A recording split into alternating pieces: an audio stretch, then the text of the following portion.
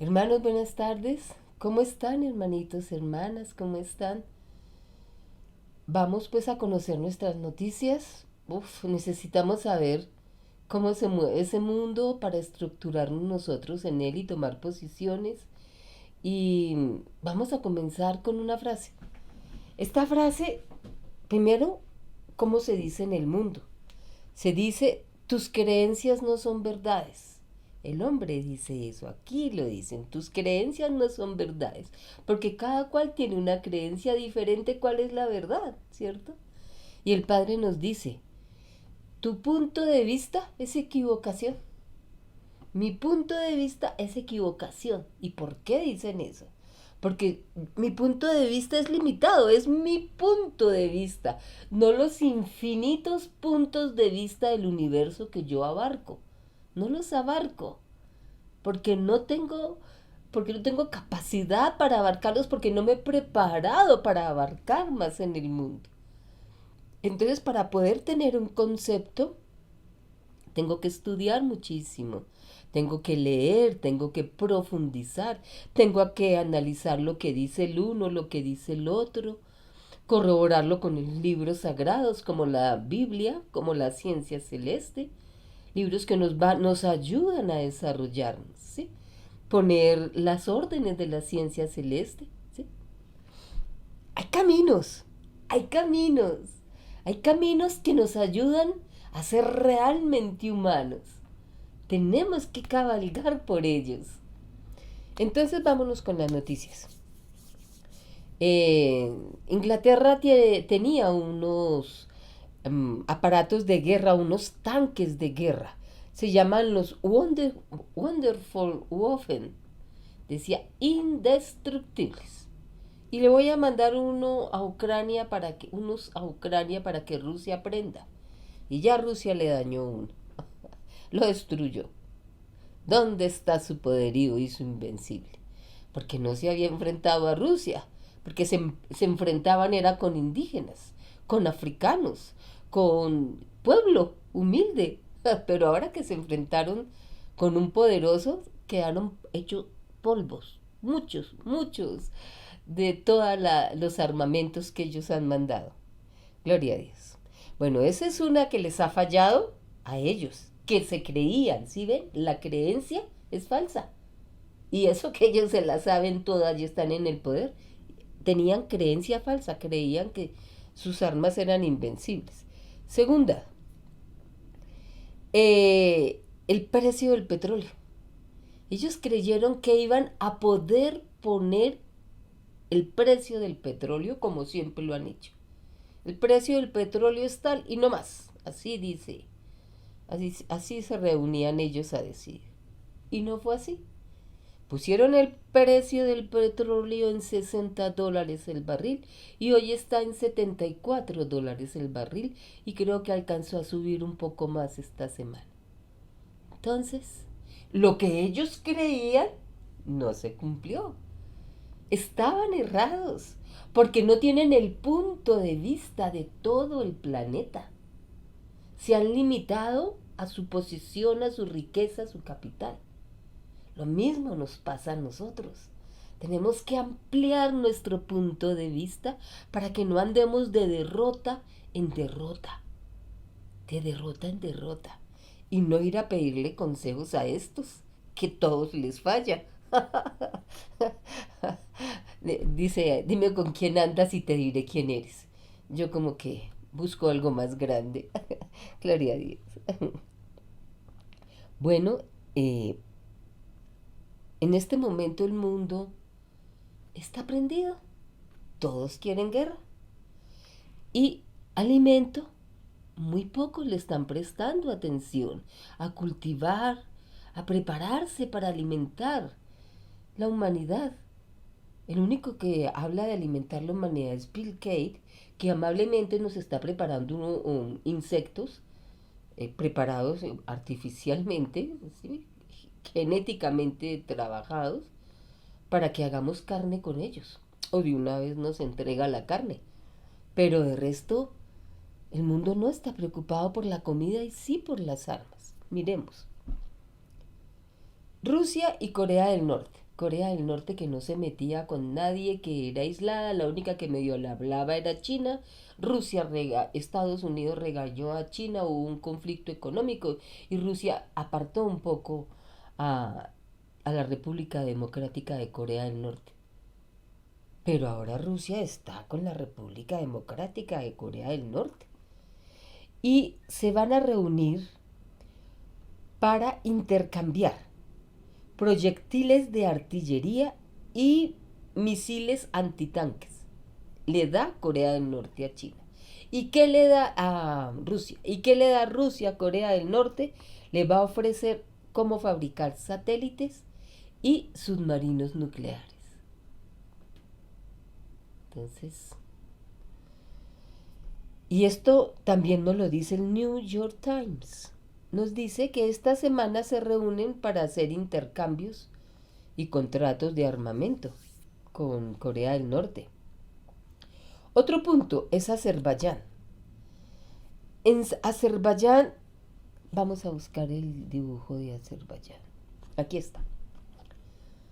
Azerbaiyán, hermanos, miren, aquí dice Irán. Necesito algo con que un puntero. Tengo que aprender a ponerle el puntero a esto.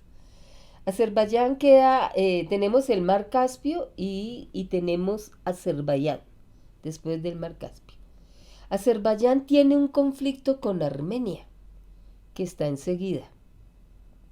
Es un conflicto que viene desde hace como 2 siglos, ¿sí?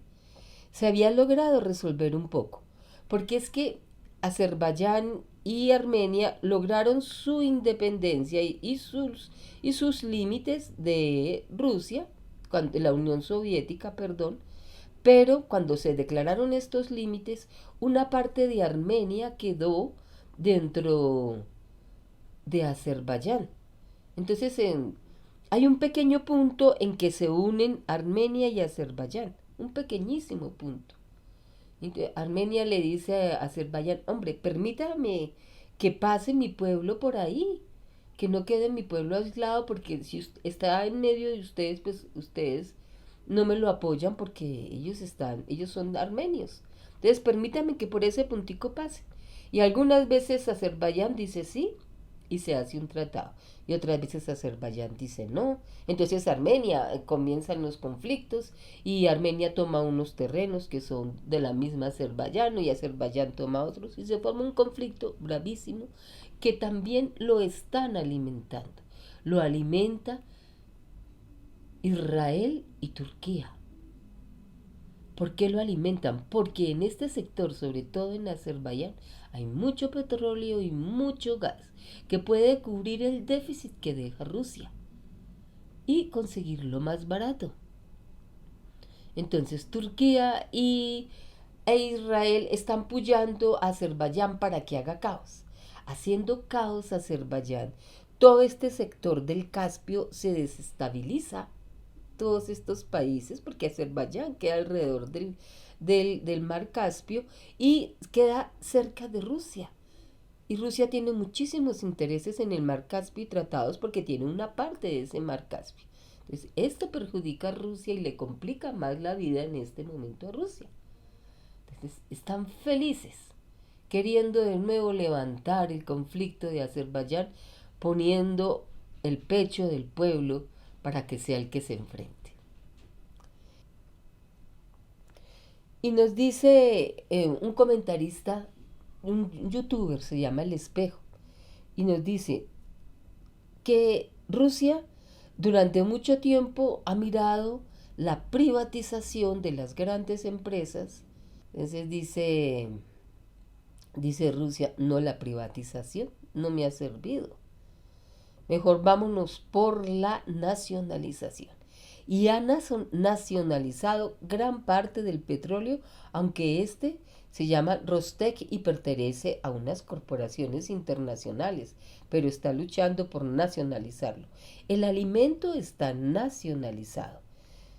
La industria de gas está controlada por Gazprom. Los puntos importantes, los puntos en clave que tiene Rusia, por donde entra materiales del mundo para sus armas, que es Kaliningrado, Este sector, vamos a buscar a Kaliningrado, aquí está.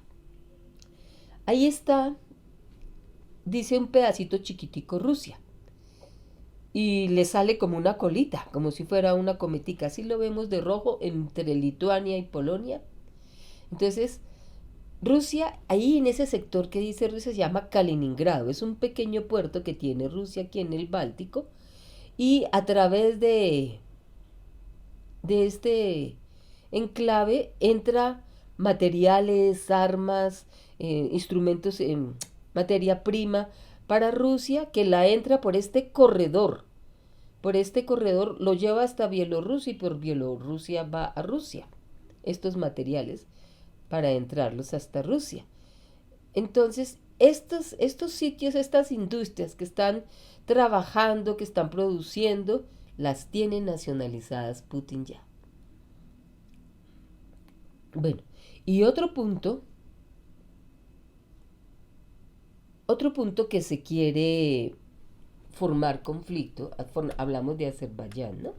Hablamos como Corea del Norte está entrando como el conflicto con Rusia, ahora Azerbaiyán, que hablamos que es un conflicto muy antiguo que lo está prendiendo Israel y Turquía lo están prendiendo, que es un punto limítrofe el que hablamos ahora. Ahora nos vamos para Polonia. Polonia dice, no, Bielorrusia me quiere invadir. Miremos el mapa. Bielorrusia, ahí está de rosadito, y Polonia está de blanco debajo de Rusia. Entonces, Polonia le dice a Lituania, ¿sabe qué?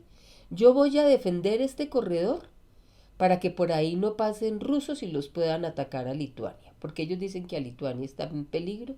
Entonces Polonia va a entrar a defender a Lituania tomando posesión de este corredor por donde pasan materiales, materias primas, eh, ¿cómo se llaman? Insumos para las armas, insumos para muchas cosas, para la industria en Rusia. Entonces Polonia en este momento dice, no, yo tengo que salir a defender, a apoyar a Lituania. Y Lituania dice, sí, claro, venga, bien pueda, sí, apóyenos. Pero el interés de Polonia real es tomar posesión de Lituania o parte de Lituania. Eso es lo que realmente quiere Polonia. Hace muchísimos años, creo que en 1920 Lituania ya se declaró su independencia de Polonia. Pero Polonia dice, no, yo quiero tomar esas tierras otra vez. El corredor se llama el corredor de Suwalki, por donde entran insumos para Rusia.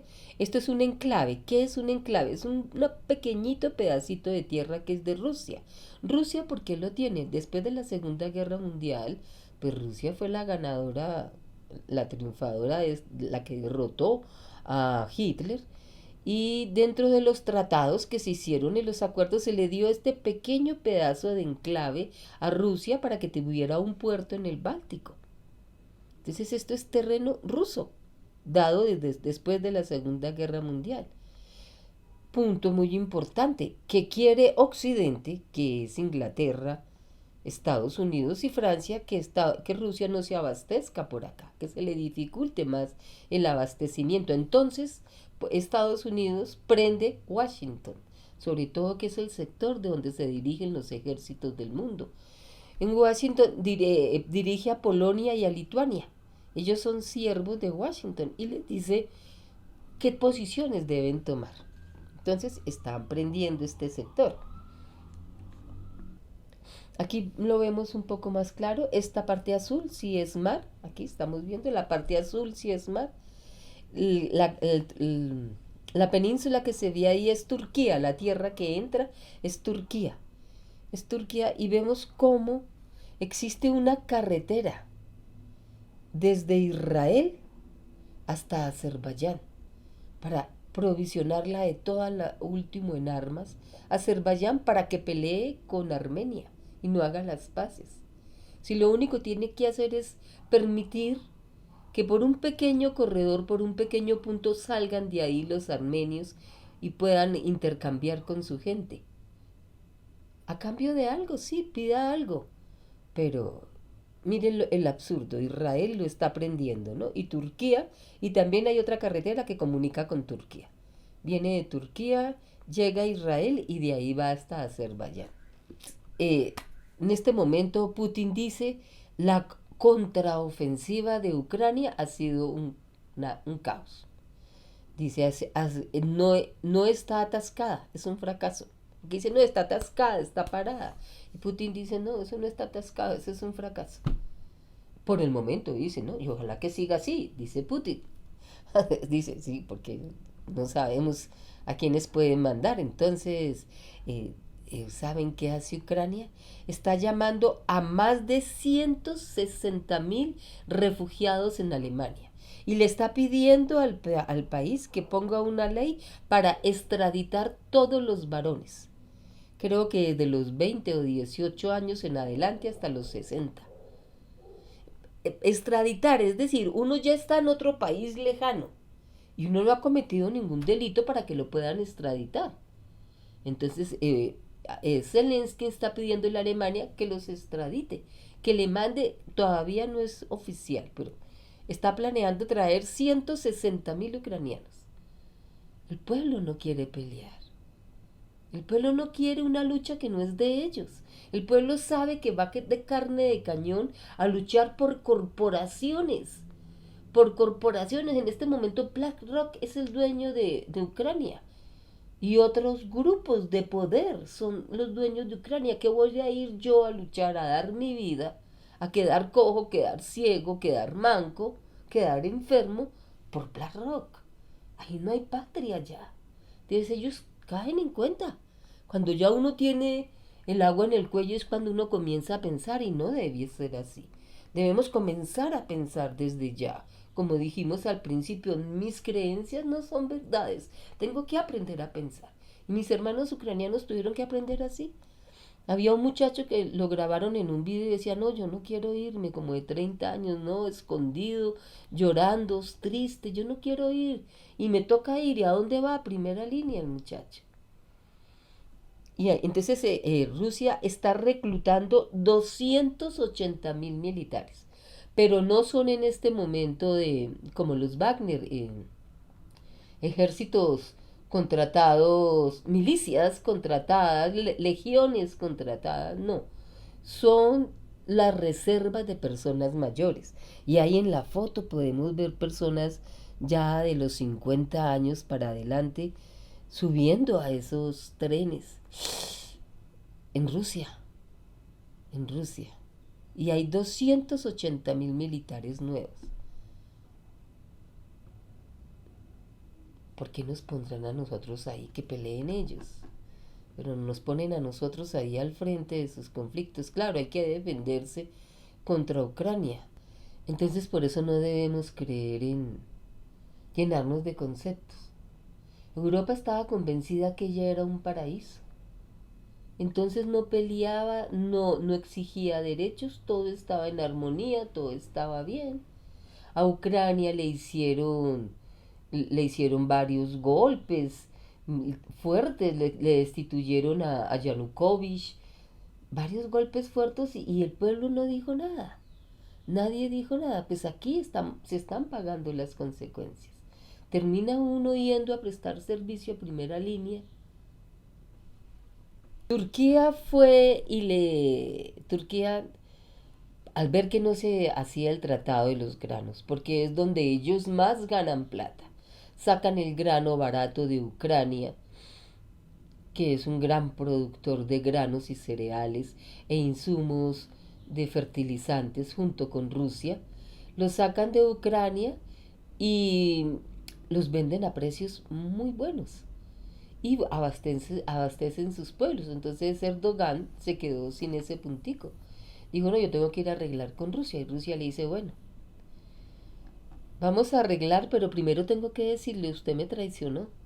Porque usted usó los puntos que acordamos para sacar el grano, los usó para que se entraran insumos para armas, para fábricas de drones. Le dice Putin, usted me engañó otra vez, nuevamente me han engañado. Pero yo soy un hombre de palabra y no le voy a quitar el petróleo. Y el grano lo doy, pero cuando los tratados que hicimos se cumplan, que nos sean quitadas las sanciones. pide Putin, que no sean quitadas las sanciones. Mientras tanto, yo estaré abasteciendo con el grano mío a África. La falta de grano no va a crear hambre en el mundo, creará caos en sus industrias, pero no en el mundo, porque yo a África le doy el grano o gratis o muy barato. Pero ustedes, que fueron los que me atacaron, tienen pérdidas. Entonces Erdogan le dice, no, no, no, lo que usted diga Putin, y llegó al acuerdo con Putin, pues no a un acuerdo, sino que él no iba a volver a participar, que no iba a participar en ese engaño que le hicieron de entrar insumos para armas a través del corredor que ellos abrieron, y que él siguiera abasteciendo de petróleo Turquía. Y así quedó, porque Putin dijo, yo soy un hombre de palabra. Esa Turquía tan tramposo, siempre lo vemos bailando de aquí para allá, de allá para acá, años enteros.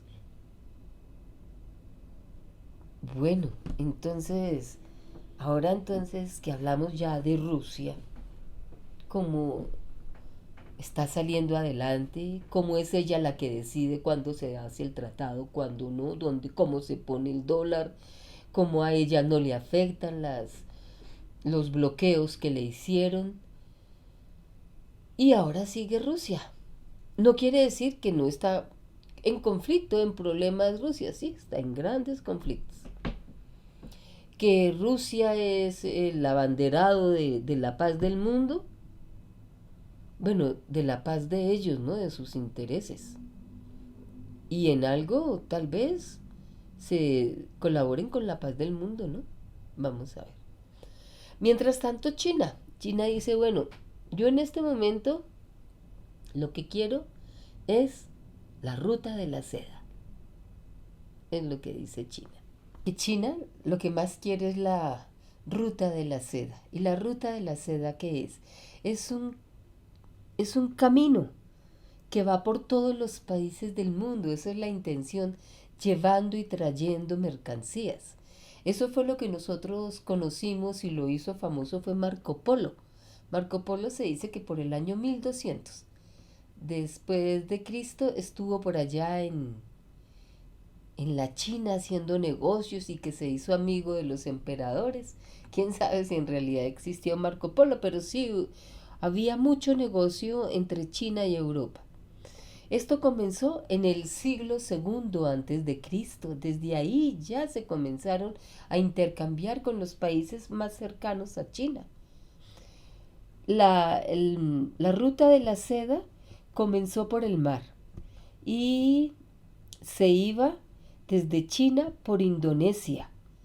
Luego se pasaba a India, luego se pasaba a Arabia Saudita y por el Mar Rojo se llegaba hasta el mar Mediterráneo. Y en el mar Mediterráneo ya se abarcaba por mar Europa, Italia, Francia, España. También hubo una carretera, un camino por tierra, que se iba por China, por India, por Persia. Imagínense ustedes esas distancias. Creo que Marco Polo lo recorrió por tierra. Y de ahí al mar, cuando llegaba a Arabia Saudita, por Israel, llegaba al mar Mediterráneo y ahí ya sí se comenzaba nuevamente por mar. Esta fue la primera ruta de la seda que duró muchísimo tiempo. Ahora tenemos otra ruta de la seda, la del siglo XXI. Esta otra ruta de la seda del siglo XXI la ha comenzado Xi Jinping. Xi Jinping, el nuevo presidente de China, dice, tenemos que reanudar la ruta de la seda. Y él la hizo pública el 7 de diciembre del 2013. 7 de diciembre del 2013, hace poquito, en Kazajistán, en una conferencia que dijo, bueno, vamos a reanudar la ruta de la seda. Esta ruta de la seda que habla Xi Jinping va por tierra y como dijimos, va por China, va por India, va por Irán. También hay otra ruta que se abre y va por Rusia y llega a Europa. Y también se llega al mar Mediterráneo. por tierra. Y hay otra que viene de China, de nuevo recorre Indonesia, recorre la India, llega hasta África, la parte norte de África, recorriendo varios países, Egipto, Marruecos, y también la parte inferior sur de África, hasta por allá. Se tiene trazado la ruta de la seda, pero en este momento es casi todos los países del mundo. Y para América se viene generalmente a través del mar por el Océano Pacífico y se llega a Brasil, también Bolivia, Perú, Uruguay, Paraguay. Es un hermoso recorrido que quiere... Bueno, pero entonces lo que quieren es dominar el mundo, esos chinos, ¿cierto? Y, y dice Xi Jinping y muchos otros autores, no, China no quiere dominar el mundo, China no está portándose como un imperialista. China hace tratados con los países que le convengan a los países y que le convengan a él. Lo llama el tratado de ganar, ganar. Gana usted y gano yo. Y está haciendo carreteras, está colocando industrias por donde va, está dando créditos, ayuda a hacer infraestructura de los países más atrasados. Claro, China gana, no es gratis, China gana. Pero también ganan los países por donde pasa la ruta china. Ahora que los chinos son malos y que hacen, miren estos barcos que llegan y dragan el mar hasta el fondo y sacan todos los animales, violando las leyes del territorio marítimo. Claro, hay chinos que no son correctos. Muchas industrias chinas no son de chinos correctos. Estos son privados, estas empresas. Pero eso tiene que ir cambiando. Tiene que China comenzar a regular esas empresas. Porque ellas hacían lo que querían en el mundo y ya ahora ya no es así. Ya ahora hay que regular todos los pasos por donde van los que lo representan a uno. Entonces China en su organización comenzó con el grupo de Shanghái. Fue uno de los primeros sitios por donde comenzó China actualmente. Y también antiguamente. Entonces forman el grupo de Shanghái. Lo forma China, lo forma Mongolia. Aquí dice que Mongolia no, pero sí. Mongolia ya lo forma Rusia, lo forma Kazajistán, Uzbekistán, Kirguistán, Tayikistán, Afganistán, Pakistán, India e Irán. Son los países que actualmente están formando parte del grupo de Shanghái. Irán está recién entrado, igual que Pakistán. Afganistán está como observador. Esperemos que tenga su entrada a Afganistán. Todo esto va por tierra, ¿no? Este es el mar Caspio, ese blanquito que hay aquí arriba de Irán, ese es el mar Caspio. Entonces, los países de Asia Central han revitalizado sus relaciones. Eso hace que los países se unan, el grupo de Shanghái se unan como países que tienen el mismo idioma, más o menos los mismos intereses, las mismas situaciones económicas, lo cual permite generar amistad, cooperación entre los países y no una injerencia. Ellos no actúan ingiriendo a ver usted por qué hace, usted por qué no hace. Simplemente ayuda y espera que le devuelvan también. La pertenencia de China, de la ruta de la seda, al grupo de Shanghái ha permitido reforzar la confianza mutua entre los miembros. Eran países aislados que hasta se enfrentaban algunas veces y ahora ya no. Ahora sus conflictos limítrofes, los conflictos que tengan, los arreglan por medio de la organización de Shanghái.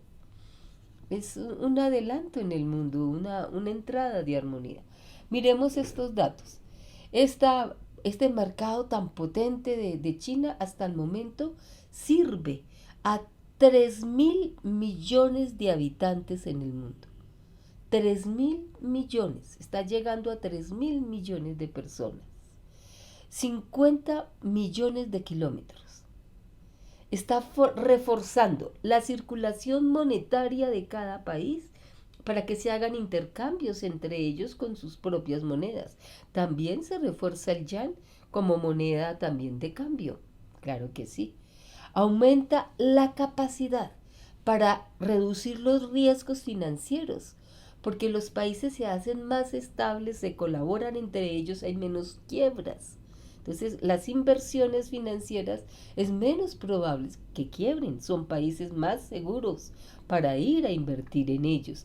Refuerza la comunicación entre los pueblos y solidifica el apoyo social y la cooperación regional. Uno de los países más importantes para China en este momento es Pakistán. Vamos a mirar aquí Pakistán. Este es Pakistán, este verdecito que está acá arriba de China, de India. Está India, arriba está Pakistán. ¿Por qué es tan importante Pakistán? Porque China quiere ampliar la entrada y salida de productos de su mar, de su océano Índico, pero esto está limitado porque ahí domina Estados Unidos. En este sector que está acá, lo domina Estados Unidos, sobre todo este corredor. Ahora decimos el nombre de este corredor. Por este corredor viene toda la mercancía que hay en esta región, que hay en China meridional, que hay en el Mar Índico, que hay en Japón, que hay aquí en Filipinas, que hay en Malasia, que hay en Vietnam. Todo esto sale por acá, por este corredor, y esto lo controla Estados Unidos. Aquí este puntico es Singapur, que es una de las potencias apoyada por Estados Unidos e Israel, una potencia en desarrollo. Es impresionante las personas que han ido allá de ver la tecnología y el orden y la organización que hay allá. Se llega a límites de autoritarismo, pero dicen que es muy impresionante. Entonces todo, abastecer este punto, el consumo de este punto es impresionante. Y por acá, por este canal que pasa entre Malasia y Singapur, Malasia y Singapur, y esto es Indonesia, por este caminito es que se abastece y China no puede acercarse por ahí. Entonces China tiene planeado, esto es India, este azulito que hay acá, después del amarillo sigue una colita azul, eso es India. Arribita de India está Pakistán y China quiere con Pakistán poner un punto central de donde venga la mercancía por tierra aquí a Pakistán y por acá se desplace hacia el canal de Suez, de ahí al Mediterráneo y de ahí a Europa. Eso es lo que quiere China, que por acá no puede sacarlo, quiere sacarlo desde Pakistán y muchas otras mercancías. El puerto en Pakistán se llama el puerto Gwadar, que vendría a ser un puerto de los más importantes, porque todo ese comercio que viene de China Oriental pasaría por ahí.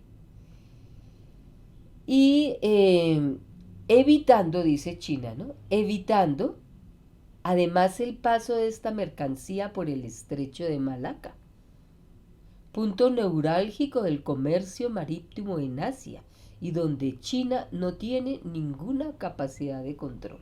Se llama el estrecho de Malaca, este que vemos acá. Este es el corredor. Estas dos islas que se unen, por ahí pasa. Es monumental. Todo lo que China hace es monumental, monumental. Y todo le sale bien. Esta construcción conjunta de la franja de la seda o la ruta de la seda, conjunta porque los países pobres ayudan y China también colabora, ¿sí? Habrá ayudado a sacar a 7,6 millones de personas de la pobreza extrema, gloria a Dios, y a 32 millones de personas de la pobreza moderada. O sea que en total casi 40 millones de personas han superado la gran necesidad que tienen en esta vida de alimento y trabajito. Esto es lo que está haciendo China en este momento. Y para eso se ha asociado también en el grupo ASEAN. Este grupo ASEAN está formado, los países que pertenecen al grupo ASEAN están abajo de China. ¿Y quiénes son? Myanmar, está Tailandia, está Camboya, está Vietnam y Laos. Laos y Camboya. Todos estos países que han sufrido tanto, que han quedado tan lacerados, que sus tierras han quedado tan contaminadas, todos estos países están siendo ayudados y colaborados en este momento. El padre le dice a Estados Unidos que ellos tienen que dar parte de su riqueza a Vietnam porque la llevaron a una miseria extrema. Hay una parte, algún día se los leeré, que el Padre Eterno habla en Ciencia Celeste de Vietnam. También este grupo ASEAN tiene relaciones con Filipinas. En Filipinas donde manda Duterte, que es un hombre, un dictador extremo, ¿no? Duterte. Está Brunei, en Indonesia, que son todas estas islas que están en la parte de abajo. Y estos son los países que forman ASEAN. También ahí está China asociada. Entonces, todos estos países que en este momento se están asociando ya tenían sus asociaciones, pero China entró a reforzarlas y a moverlas con su dinero, con su industria, con la ruta de la seda, a hacerlos más grandes. Estos países se van uniendo poco a poco, ¿sí? Para generar el poder del tercer mundo. Padre le dice a China que China es la encargada de liderar este tercer mundo. Y nosotros pensábamos que era por los BRICS. Por los BRICS se ve muy difícil. De pronto los BRICS colaboren, pero se ve difícil porque los BRICS tienen la dirección de las grandes corporaciones del mundo que dirigen los Rothschild. Rothschild dirige el grupo BlackRock. Entonces es difícil que estos grupos permitan estos cambios tan maravillosos que se están haciendo aquí en el oriente del planeta. Aunque China ya está haciendo con Latinoamérica, con África, ya está haciendo intercambios, pero es fuertemente atacada por Estados Unidos y por Francia, fuertemente atacada por Inglaterra, por ayudar a estos pueblos. Esperamos que China cumpla profecía y si no, pues otro país se levantará en la cabeza del tercer mundo que va a ser la gran potencia del planeta. Antes de que la dirija el Maestro Jesús, un país va a ser su líder. Hay un cambio en el mundo en este momento, ¿no? Y África está siendo uno de los mayores representantes. La República Democrática del Congo ha arrestado a unos militares que atacaron una manifestación. Y esta manifestación, ¿qué decía? Esta manifestación iba en contra de las Naciones Unidas. Ellos no quieren a las Naciones Unidas. Imagínense, ya el pueblo de África se da cuenta que las Naciones Unidas no hacen bien a la humanidad, que antes de ellos derivan muchísimos problemas y situaciones duras para los pueblos. Rechazan la presencia de la misión de la ONU en la República Democrática del Congo. Entonces los militares atacaron y mataron más de 50 manifestantes. Y el que está en el poder en este momento en el Congo dijo, no, eso no se hace y mandó detener los militares. Hay otro país africano donde hubo un levantamiento, se llama Gabón, muy cercano al Congo, está en África Central, y hubo un levantamiento de sublevación este miércoles y destituyeron al presidente que estaba en ese momento. En Nigeria, el presidente Tinubu dice que él va a luchar por su pueblo y que va a sacar su pueblo adelante. Esperemos que tenga éxito y que África se una, porque él luchando solo no puede. Es la forma de defensa que tiene en este momento África. Que los países se unan para defender al que estén atacando. Kenia. Kenia, en Kenia se puso un banco para que las personas negocien con las monedas de ellos mismos. Dice el presidente de Kenia, pero ¿cómo es posible que nosotros estemos negociando en dólares? No, aquí intercambiamos en nuestras monedas, entre nosotros mismos.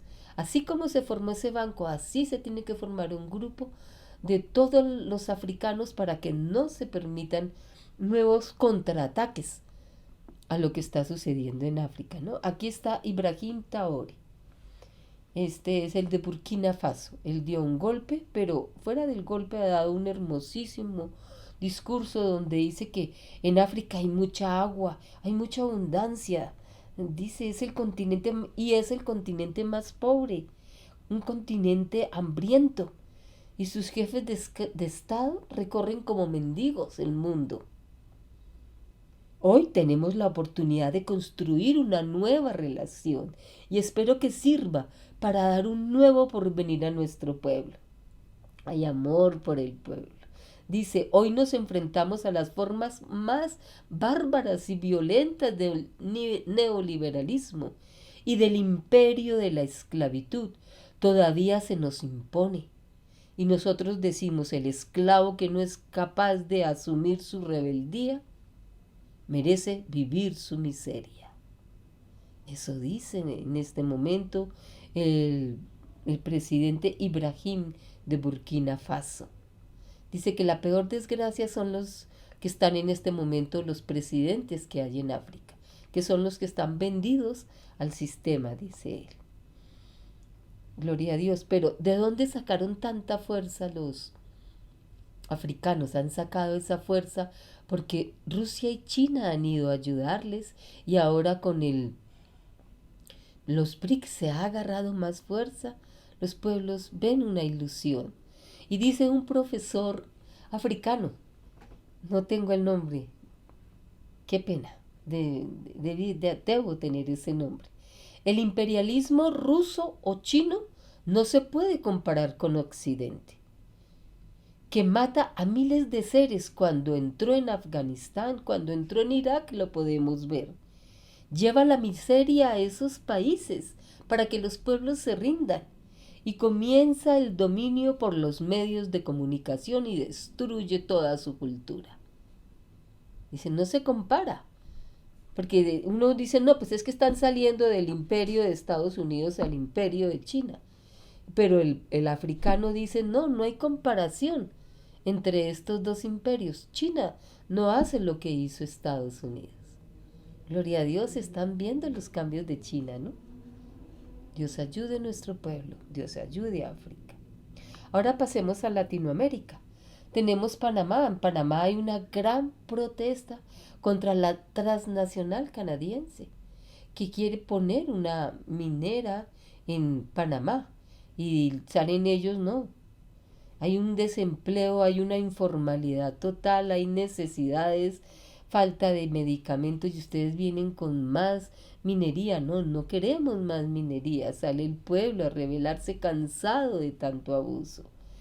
En Colombia, Alemania se abastece del carbón colombiano y lo que es el Cerrejón está pero súper contaminado, súper invadido, porque están sacando mucha más producción. Y estos pueblos indígenas, sus ríos, sus tierras, sus cultivos, todo está contaminado. ¿Y quién vela por ellos y les responde a estos pueblos?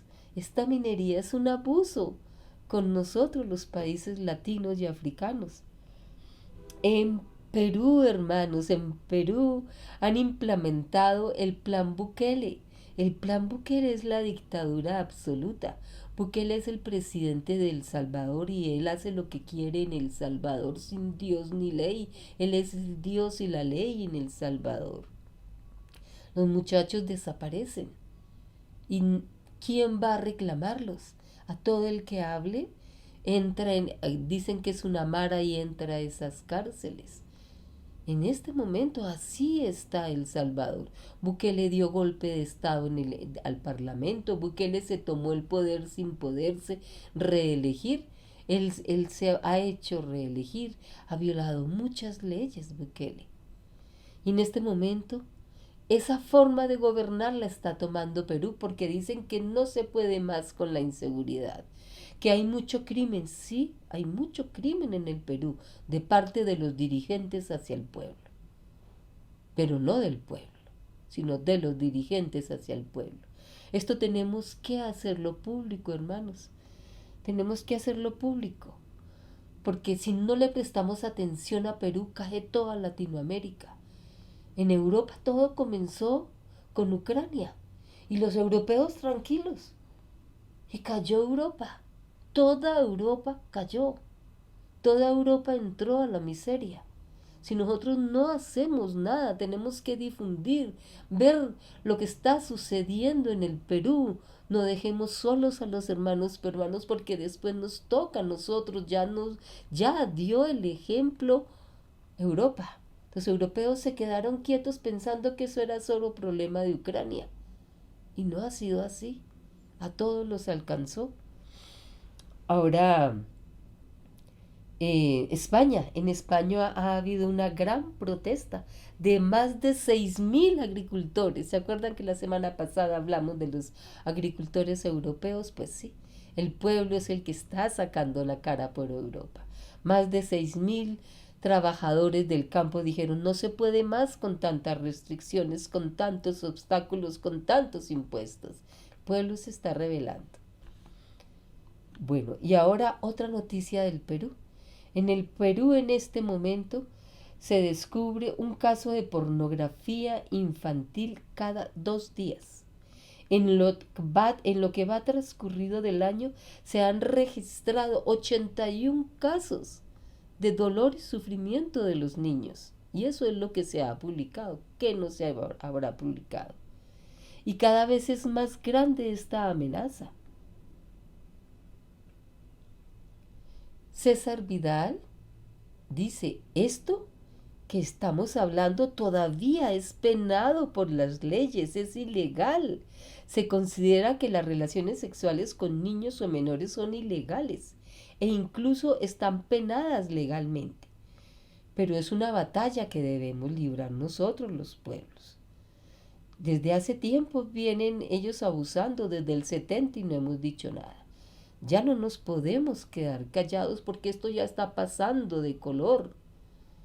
Esto ya está pasando de color. Miren, un señor homosexual le dijo a uno de los representantes de una organización evangélica, vosotros sois la última generación, porque la generación siguiente que son vuestros hijos van a ser nuestros. Miren, nos están avisando. No podemos quedarnos quietos. Todo esto tenemos que publicarlo, tenemos que difundirlo, tenemos que apoyarnos y protestar. En una guardería en Alemania se establecen espacios donde los niños pueden participar en juegos sexuales. A la hora del recreo, si no quieren ir a jugar, hay un salón especial para juegos sexuales. Esto no está en las guarderías oficiales de Alemania, está en guarderías privadas.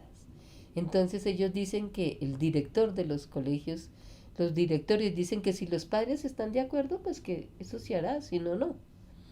Ya lo están haciendo, si los padres están de acuerdo, dicen que eso no va a ser algo general en Alemania, pero ya comenzó.